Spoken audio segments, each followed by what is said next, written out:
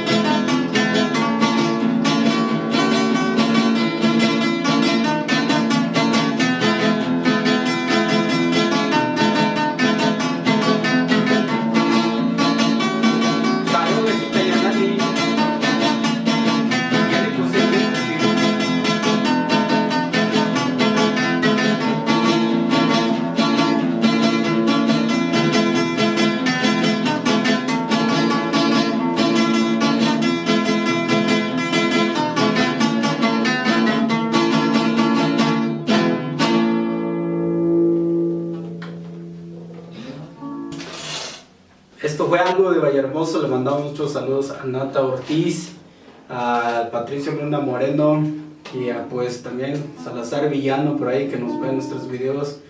También a toda la gente de San Martín Peras, de Oaxaca y Guerrero, muchos saludos para todos ustedes. Y pues nos vemos hasta en la próxima transmisión, que se la están pasando bien chido.